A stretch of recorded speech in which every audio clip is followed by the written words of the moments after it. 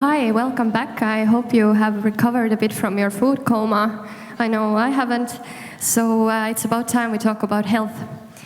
And let me introduce our two panelists today. Kristina Mering is the founder of Taimne Teisipäev, the Estonian version of the campaign Meatless Monday that is working to make healthy and affordable plant-based options available for everybody by working together with institutions and companies and consumers. And Erik, on the other hand, Erik Orgu, is an experienced nutritionist, dietary advisor and personal coach whose program is helping hundreds, probably thousands of Estonians to maintain a healthy weight through a balanced diet. So as to introduce this topic, why we're talking about this, is that we've talked a lot about plant-based production, but in this next panel, let's take a step back and focus on the eating habits of people and what are the effective ways of potentially changing them. So when we talk about health, we very often focus on the excess intake of sugar, fast food, carbs, fatty foods, but let's today specifically focus on the excess, let's say, overconsumption of meat in our diet. And this topic has been getting a lot more attention both in Estonia and globally. Studies show that at the moment, 1 in 4 first graders in Estonia is overweight. And as Kristina mentioned before, an average Estonian eats almost 80 kilograms of meat per year, which is ridiculous. And it's twice as much as the nutritional guidelines recommend. So our experts today work every day to tackle this problem, more directly or indirectly. And let's see more about what they think is the most effective way to change this. And I wouldn't like to keep on talking, but as this one of our very key figures this event, Änn Jõgi from the National Institute of Health, couldn't be here today. She sent me via email some of her statistics and comments she really wanted to make. So let me read some of it for you as an introduction, and then I'll give the time to the speakers. So Änn is the project manager at the National Institute for Health Development in the Department of Nutritional Research, and her notes were helped also by the senior analyst, Eha Nurk, who also answered to our questions. So some very hard facts. National Dietary Survey confirmed we eat too much meat and too little vegetables, cereal, seeds and nuts. We eat too much meat in all ages.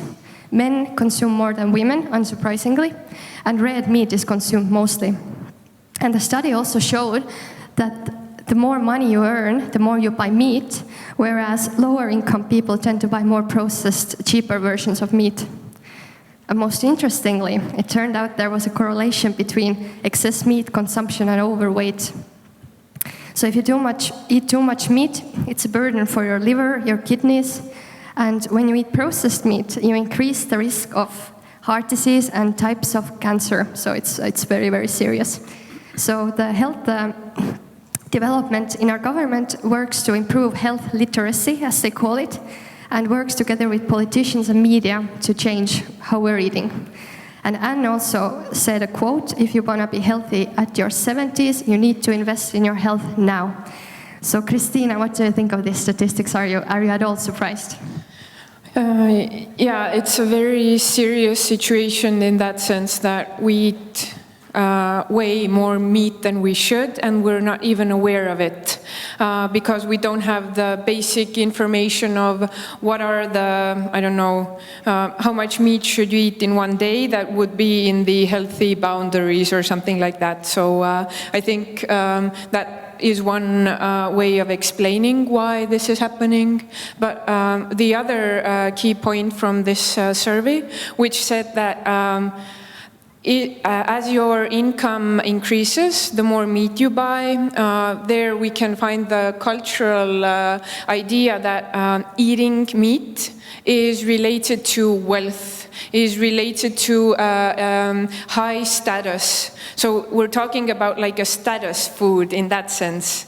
And I think that one way to tackle this problem, like it's obviously not the most effective way, are events like this, are products which I mentioned in my talk previously, are products which might also have a high status, which are excellent meat alternatives, and which don't make you feel like if I decrease my meat consumption, then I am some, I don't know, hippie type of person or something like that. So I think this is a very interesting nuance in this debate, that what is the status of different types of food.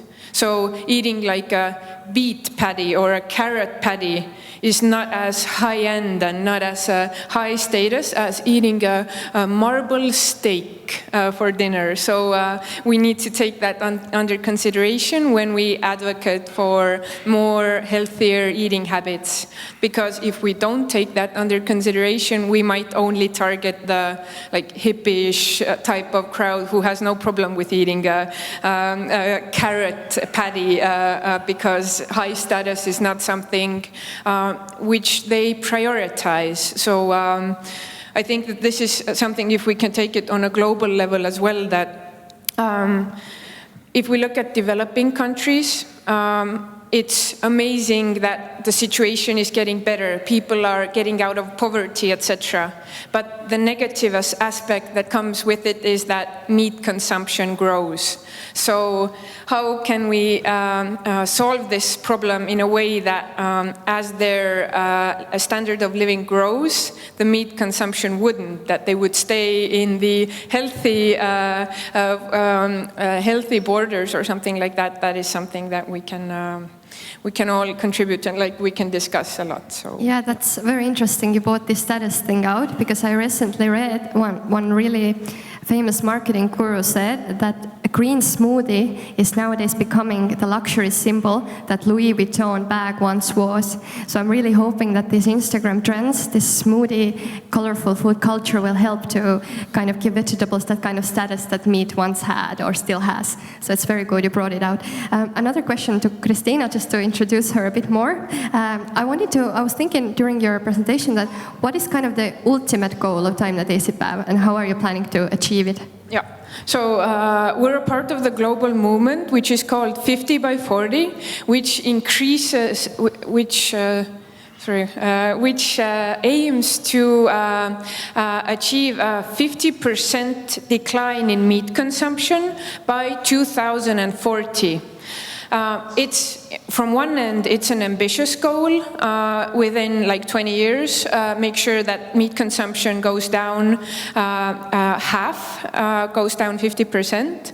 But from another perspective, considering the environmental impact of factory farming, etc., it's a very necessary goal as well. So our goal is to make sure that the food pyramid, which is established in Estonia, in which meat is at the very top, which means that it's basically it should be the smallest part of your diet. It should be only 12% of everything you eat, that we arrive there. So that's what we're aiming for. Yeah, that's perfect. Just a very quick question, that what would you say, a short answer, is more effective from your experience working with institutions or raising public awareness? A very short answer.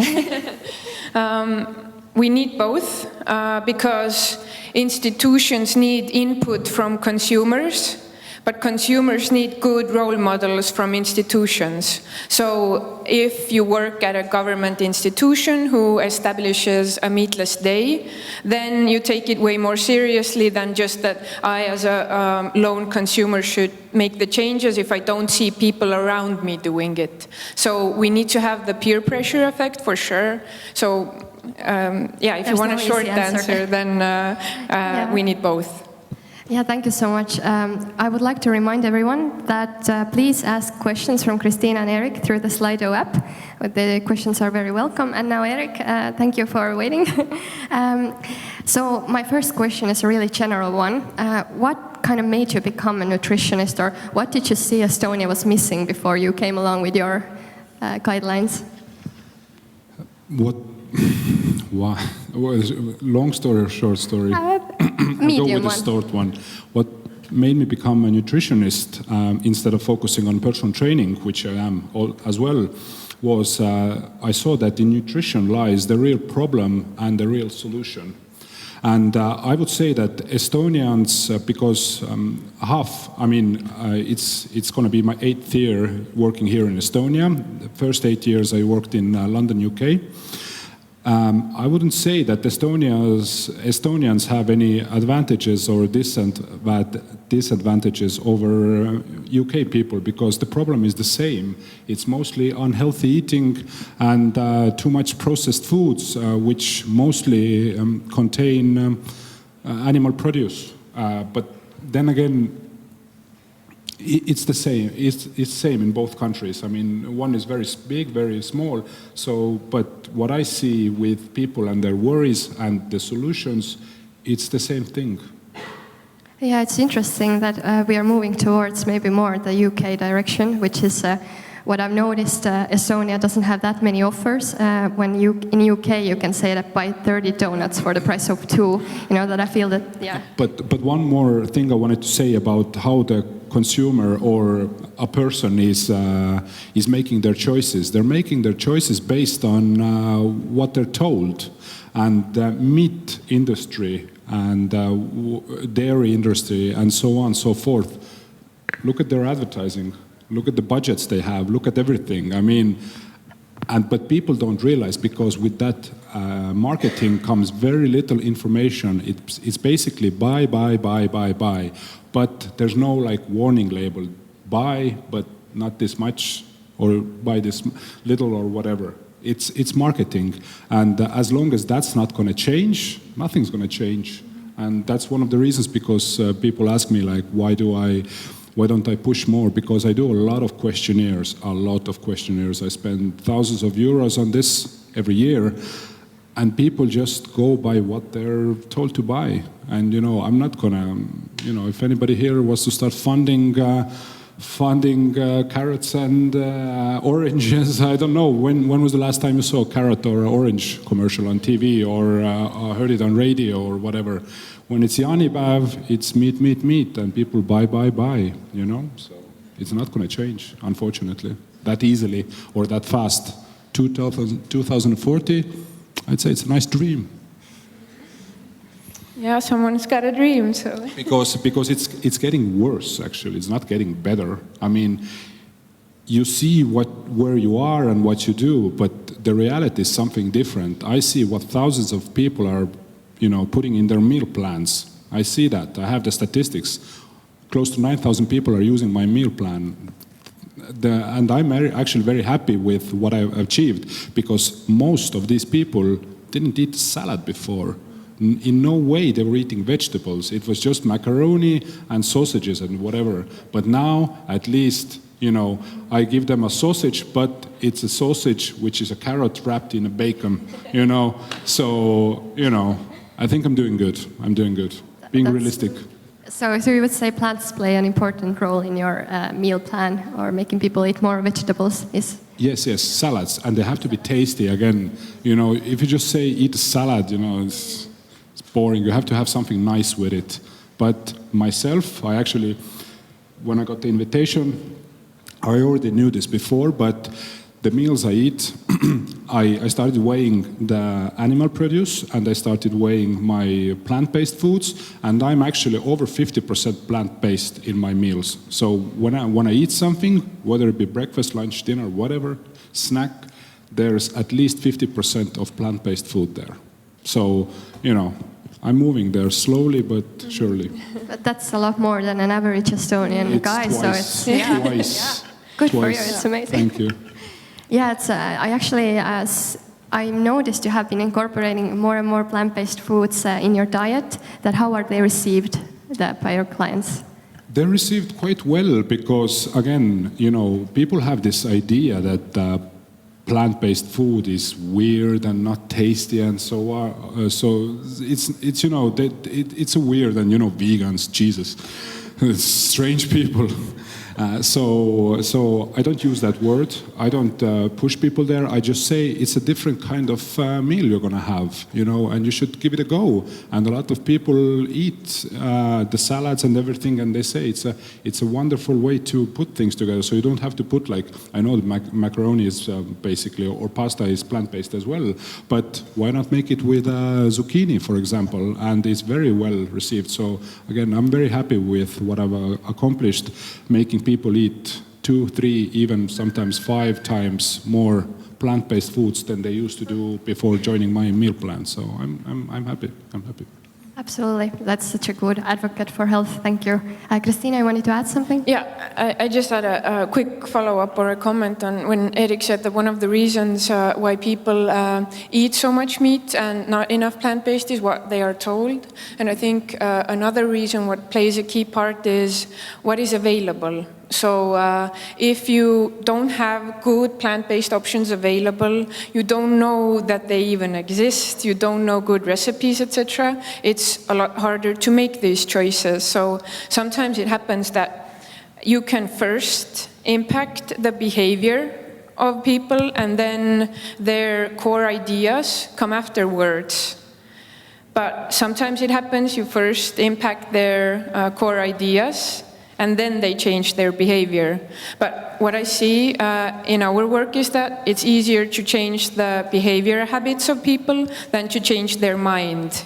So once they start eating less meat, they indulge into the excellent plant-based options out there. It's way easier to say that, yeah, like, no problem. I understand why we should eat less meat, and the alternatives are pretty good. I don't get hungry fast. It is delicious, and these are like some of the very widespread misconceptions regarding plant-based food, that it's not nutritious enough. But when we get people to try it, when it's available in restaurants, when it's available at Erik's nutritional programs, when it's available in shops and people know about it, then it's way easier to swap it a few times per week or how often anyone wants. So one is the attitude and the other is the availability of these products. So yeah. Yeah, I'm really happy you covered that, because my next question a bit touches upon the same topic. That it's I wanted to start to ask you both a more kind of psychological question. That most of us grown-ups know what a healthy, balanced meal looks like, but somehow it always has veggies, it always has these leafy greens and salads. But why aren't we following, like, in addition to the availability, assuming it's available? Why do you think it's so hard for people, Erik, to follow this? Well, first of all, a person who doesn't have professional guidance in nutrition, for example, a meal plan or a nutritionist, or they haven't even read a book or watched a YouTube video, it's very hard to follow something that you don't know what you're supposed to follow, you know, so it's just like, what are you going to follow? But when it's actually given to them, then it's a matter of taste and beliefs and so on and so forth. So a person, but the taste is most important thing, because I don't think that anybody would decline that delicious chocolate cake there because there's no animal produce in there.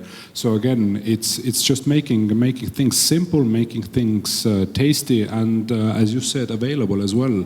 Because people nowadays, they have 10 other things first on their mind before they're starting to pay attention that everything should be vegan, you know. They just go to the shop and they buy their stuff.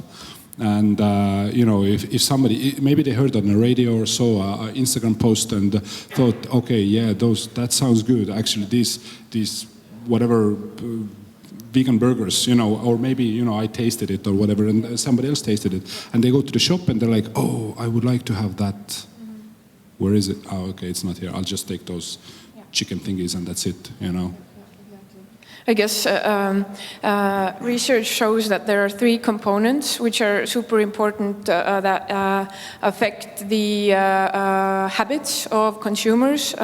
One is availability, then there is the price, and the most important one is the taste. So as we have been covering these a bit as well, so when we arrive to the, like this is something to keep in mind in that sense that when we have these things covered, that the price is compatible, these products are available, and the taste is really good, then I think we can arrive at a better situation where we are at the moment. Because I think, coming back to your question on why people don't eat these colorful, delicious, I don't know, plant-based foods that we like on Instagram, but we don't eat ourselves or something like that, then it might be, yeah, it's like pretty to look at, but I actually won't get the, like, I don't know, the enjoyment from it, or I will get hungry fast, or there are some like misconceptions about it.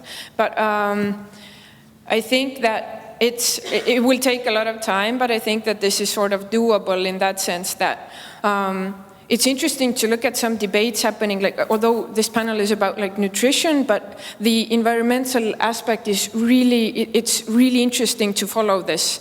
That in Estonia, in the last few months, after the IPCC climate report was published, etc., interest in plant-based foods in the media, it's like we can't give all the interviews that people, or like something like that, that it's boosting, it has an impact. So I think maybe before you were like, oh, I really love the picture of this green smoothie and I love to follow it, but well, maybe I do it once a month for myself or something. I think that having these other types of motivations behind it can help us for sure to increase the availability. But I think, like, coming back to the health aspect, this is a huge question on what makes people make the connection that when I'm young, let's say a person who is in their early 20s, who consumes a diet rich in fast food, goes to, I don't know, fast food joints with their friends a lot, etc. And like, it's very enjoyable, and they don't see the impact on their health immediately. So how can we make the connection that they would understand that if I want to have a long, thriving life, then I cannot continue in that way. That's perfect, yeah, because the Health Institute also added an answer to this question, which a lot goes with what Erik said, that knowing isn't enough what healthy plate looks like. It's about guidance and support. And another additional thing they said, that people are kind of, why bother if there's nothing hurting you, if nothing is wrong with your health, why bother changing anything? So there's a lot of factors like tempting offers, indifference, but yeah, definitely I would agree with both of you on the previous points. I would like to ask some audience questions now in between. Erik, do you know how many of your, wait a second, sorry. Do you know how many clients of yours are vegetarian or vegan? Do you have that? Very, very few. But I expect a lot more because I'm starting to work together with some companies that like offer plant-based foods. So, you know, yeah, working towards getting more and more people interested in that, yeah. Yeah, that's amazing. And Kristina, what does Taimne Teisipäev suggest as a good plant-based protein source? What would be the main? One of the most available, healthy and cheap option are legumes, different beans, peas, etc. Also tofu. Once you learn to cook it, it's excellent. Never eat tofu raw. Never. I've done that mistake, and I'm sorry. So tofu is actually a very good source of protein. Another good source is Wöhner, 20 grams. It's a good thing that there are good protein sources which are plant-based. So There's a campaign in Estonia called Tugev taimsel kütusel, which is actually targeted towards men who work out a lot, to a lot of like strength workout. So there's a lot of protein-related information on that website, which is also plant-based. So check it out. Definitely visit it. So we touched a bit briefly that how about children? That I want to talk about the nutritional education in Estonia, because children do not know what a healthy plate looks like if they haven't seen one before.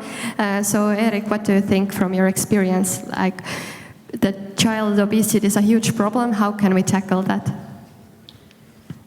No, first and foremost, get kids eating healthy, because what they do is they eat unhealthy, and unhealthy in my definition means foods that are with very low quality or basically missing nutrients.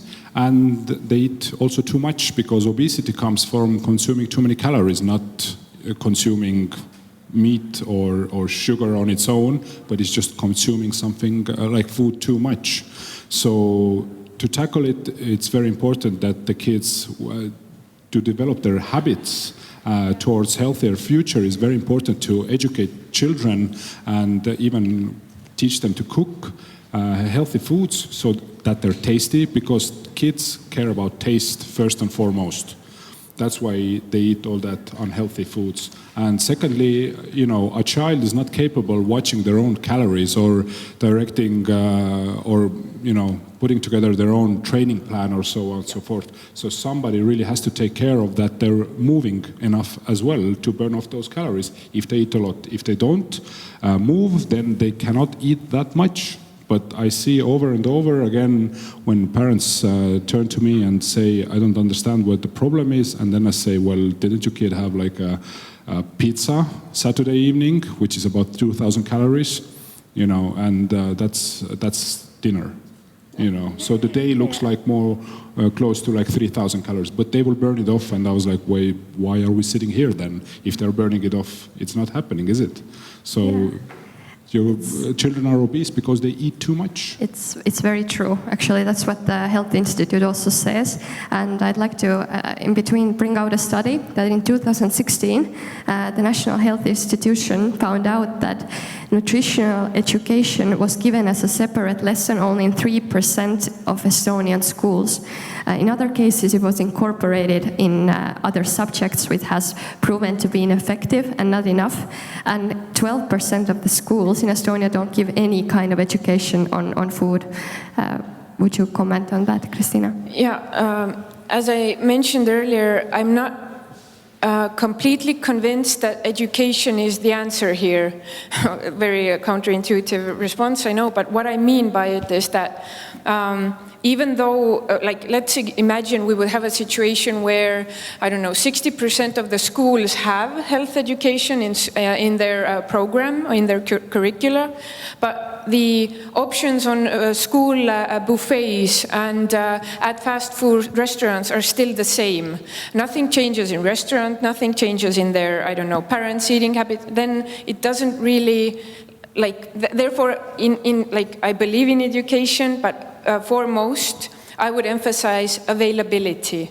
So I think that if we make sure that, for example, one meatless day is celebrated from the kindergarten, from the school, etc., and you eat this inevitably anyway, then it might make it more easier than to just I know this, I know I should do this, but it's not available and I need to put extra effort into this, etc. So I don't think, maybe we should focus, in addition to education, also on availability. So I think that's something that when we have been discussing this with the Health Development Board, they also say that when young kids go from school to their home and say that, yeah, I got this really, really good chickpea patty at school. Mom and Dad, I want you to make it. Let's have it for dinner. Then the parents, who might otherwise not have the most healthiest eating habits, get pressure from their children. So this might actually be one effective way in changing 2 generations at once. So it's a very good point, because very often also the kids say that, you tell your kid not to be on their phone, but when the mom is on the phone all the time, it's harder to kind of change that behavior. So we've talked a lot about consumers themselves and their eating habits. So I'd first like to take an audience question about that what should institutions do? As Tai is not here, we can give them some feedback. That what do you think that government should do? I think again it's a nice dream to think that one day is a week should be Taimne Teisipäev, so basically plant-based food. But again, maybe we should start with one meal, because again, most of the people are not having one full vegetarian meal, and it has to be a conscious decision for them, and also it has to be advertised to become a tradition, or even like a national, some kind of national tradition. So now every cafeteria in schools, in workplaces, whatever, everybody's kind of, I don't want to say forced, but obligated mostly to do that. And but that's going to take time, because it's just started. Again, 2040.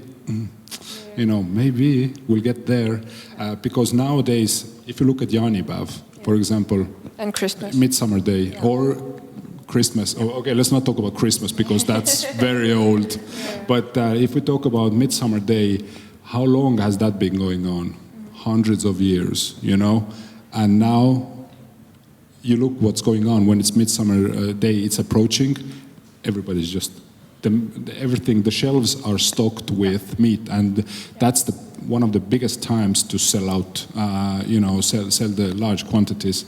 So again, this has to take some strong action and a lot of time, because there's this one day you're talking about as well, one day a year, and you're talking about one day a week. Imagine how long that's going to take. But then again, it's been, I think everybody's getting what I said. So a lot of work, a lot of time, a lot of energy, a lot of smiles, and a lot of cries, and then maybe we'll get there someday. Yeah, for sure. Like, change is never easy. The society is it's huge. It's so diverse. People have so different backgrounds, etc. So sorry, I'll add this to the conversation as well. We need to concentrate about, here everybody's who's sitting, we know all of this, and we can fill probably the whole hotel,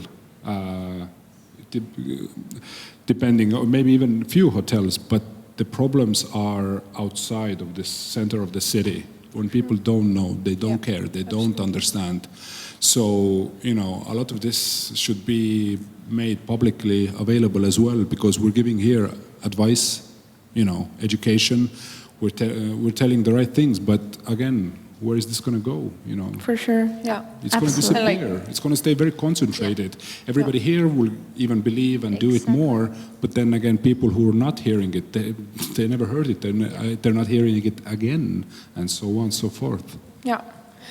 I totally agree with the institutional approach, in that sense that it goes in 2 directions. One is the government institutions, and other are food sector companies in that sense. And we're really happy to see that interest in Taimne Teisipäev among the restaurants is really high. And that's just like, if one of the obstacles of eating more healthy, eating more plant-based food is that I have no idea what to choose. What is it? Is it going to be good, etc.? We want to make all the work for the consumer, and they can just go and order whatever is available at that day and make sure that they get their nutritional values and that it's going to be good. So it's absolutely true that it needs to be everywhere. Interest is big, and cooperation with local governments, with schools, with kindergartens, and in the future with the military as well is definitely something that will help us achieve this very beautiful and very necessary dream. So, yeah. I agree. A very big part of this stream is someone just asked that can you survive without any meat or dairy? I know it's not the main topic of this whole conversation, but people are genuinely interested in it. Can you survive? Yes. Good Quite answer. simple, actually, because there's no compounds or any nutrients that are present in animal produce that are not present in plant-based foods. So it's not a problem. At the end of the day, it's calories that give us energy to operate, and not protein, just one word, but amino acids, what we need in our system. So if a person has that covered, and that doesn't even, when either of you talked about guys who work out, it's to build or maintain muscle, get more speed or strength. It's not important to get 2 kilograms of protein per body weight. This is crap. You'll do fine on 1 gram or even less, as long as your calories are full and your carbohydrates. These are the main, let's say, 2 sources of fuel for stronger, faster, whatever body a person wants when they go training. Not protein, 2 or 3 grams animal protein. This is very old school information. Yeah, I agree with Erik that although science supports the fact that we can thrive and live very healthy on a plant-based diet, especially in Western societies where we have all these foods available, the reality seems to be that most people are still not ready to switch immediately to a 100% plant-based diet. So the best we can do at the moment is support whatever steps they are ready for. If it is decreasing 20% of their meat consumption, excellent. If it's starting with 1 meatless lunch per week, that's a good thing. If it starts with testing out different, non-dairy milks, very good. If it starts with, on weekends, I try to cook these veggie foods at home when I have more time to prepare and look into stuff, very good. When it means that, okay, when I go out during lunch break, I'll check what the veggie option is, also good. So I think that considering the fact what the society is ready for is very good. So although the science backs up a plant-based diet, the society doesn't back it up yet. So, but we'll see what the future brings. Well, the society has gotten this plant-based science benefits for, let's say, a few years.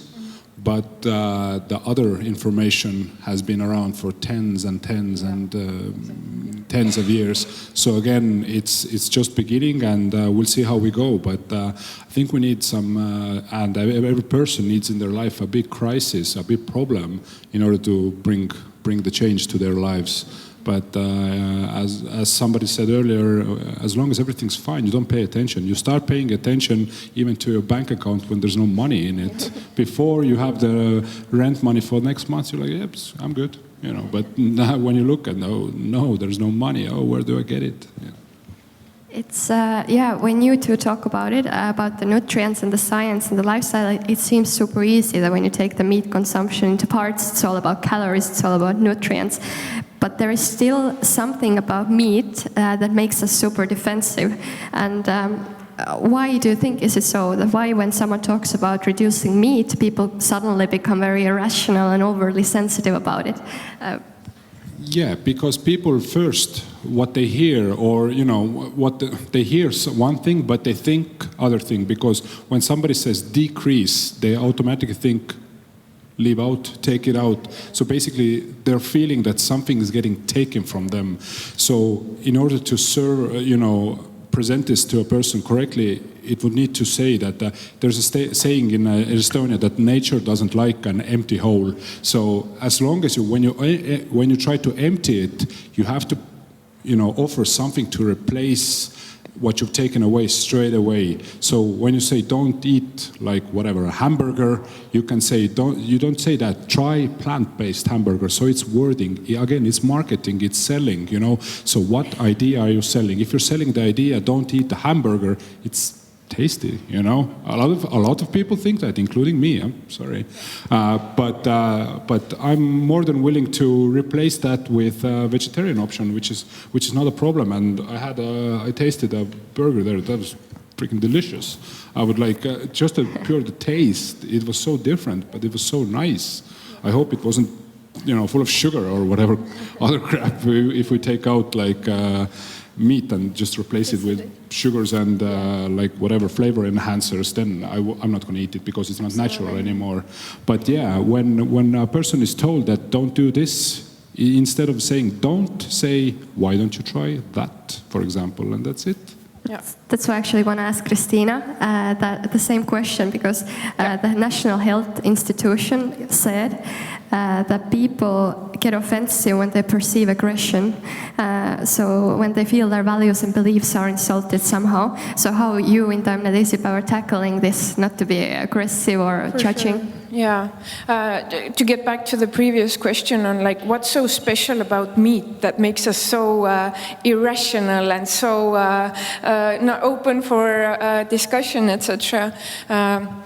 Polish author Marta Zaraska has written a book called Meat Hooked, which elegantly describes the question in depth. She asked the question that, like, what makes meat so special that our, I don't know, rational sense leaves us, etc. And like, there's a lot of reasons for it, but I guess one of the prevailing ones is the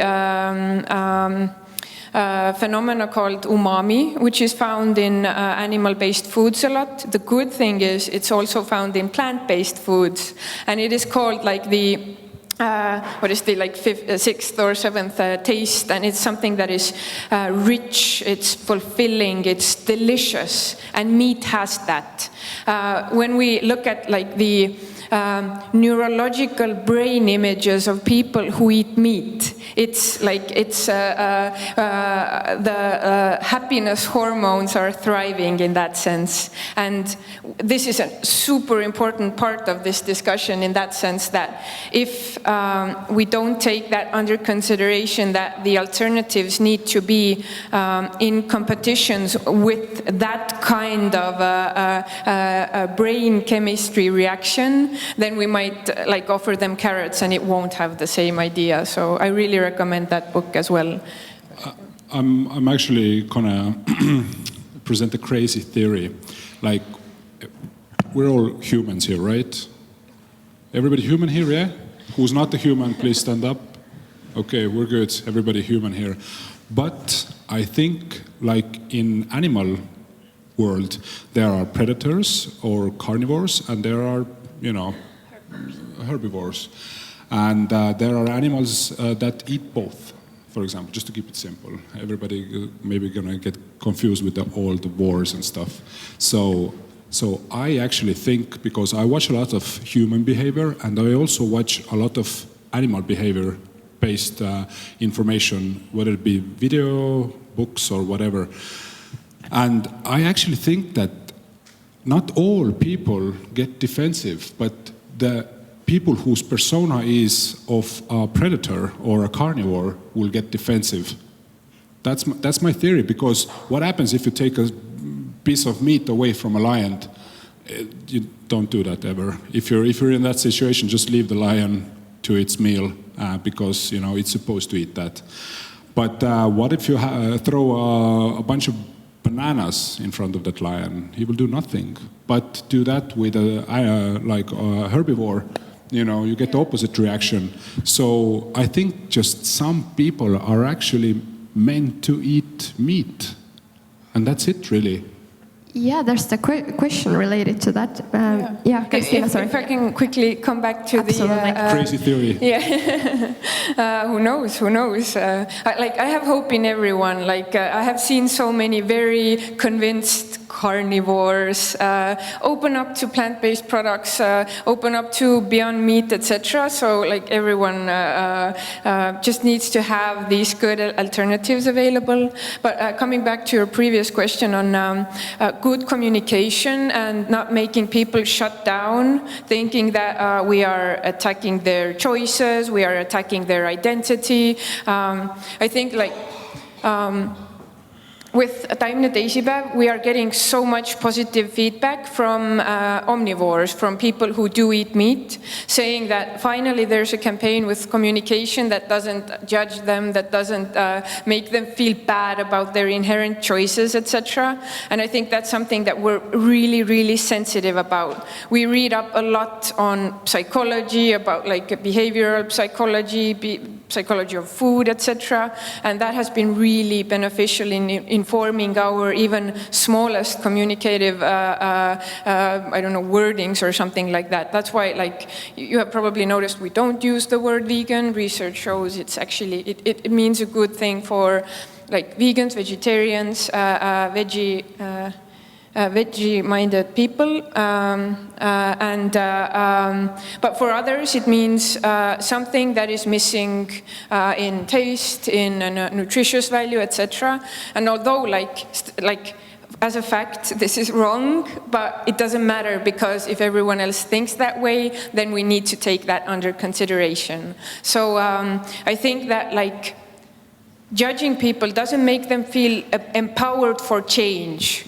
If you encourage them for the good steps they make, for the good choices they make, it increases the possibility that they will want to keep going on the same track, etc. So I think that's super important in whatever type of health behavior change we are discussing here. So yeah. This is a really good point, because I used to also think that people who are consider themselves vegan, that they're somehow morally purer or more somehow, you know, above that. That it is definitely hard to get pure enough to belong in that pure vegan group. So some people might lose hope to do nothing at all. That I'm not, you know, vegan fully. So I'm definitely happy you're tackling that kind of views and bringing plant-based food to everyone. And now we don't have much time left, so I want to talk about the most important topic, maybe, of this panel. That is about the role of entrepreneurs and companies into making a change. We have a lot of entrepreneurs here today. So are companies responsible for what consumers buy? Meaning that if chicken nuggets or any other processed meat food sells well, should they stop selling it, or should they make changes if consumer wants it? So what is your opinion? I'm really happy about the fact that the alternatives that are available currently, which I mentioned, the Impossible Whopper, Moving Mountains, Just, Beyond Meat, etc. These are options which are very beneficial for entrepreneurs, for companies, and which also give value to the CSR perspective, or the corporate social responsibility view, meaning that it can be very, it's good business, and it's also sustainable, and I think that's where we should be headed. So, yeah.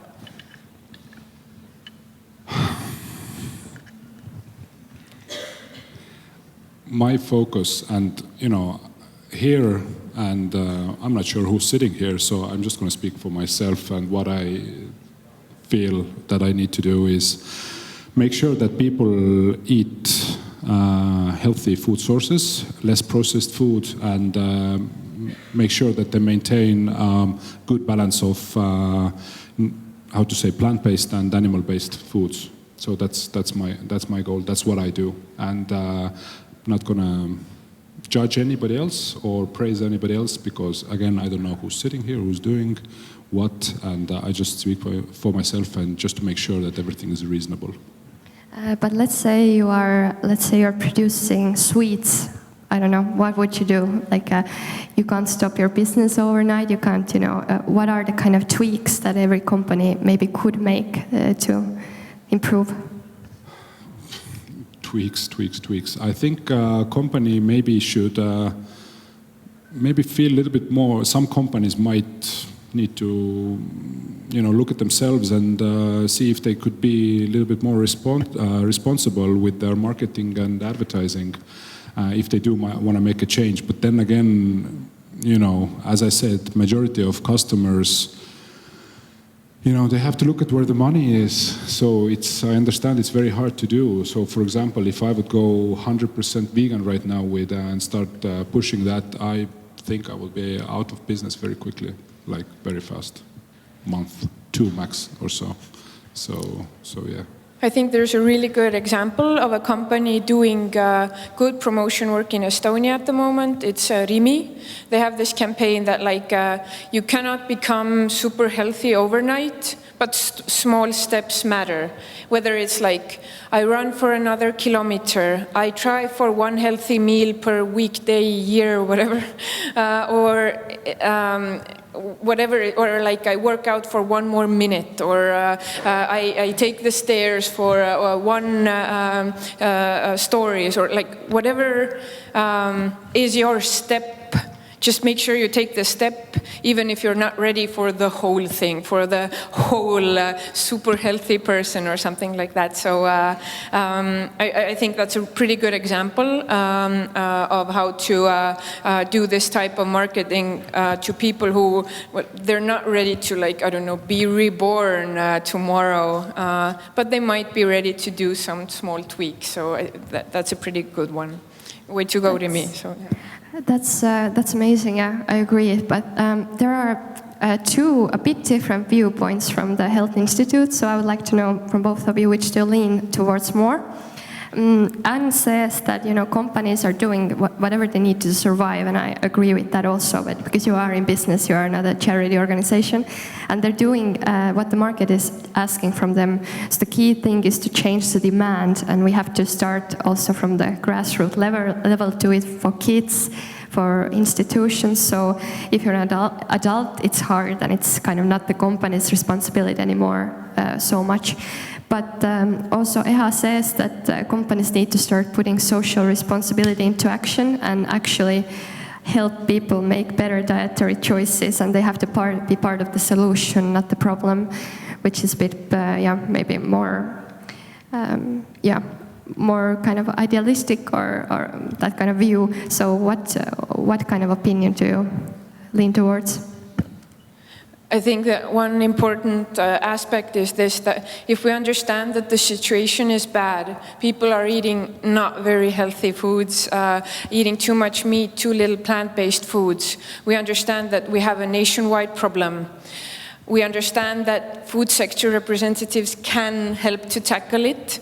Then, at least in my view, this is where the power of marketing comes in. How do we market these alternatives, these healthier options, these alternatives, as I mentioned, in a way that people would buy them, in a way that would make it attractive, would make it sexy, or whatever type of adjective we use here that people would want to have. So, although market forces, they influence so much, but I don't think this is sort of like a closed case, since people fatty processed meats, then we need to just serve them fatty processed meats and c'est la vie.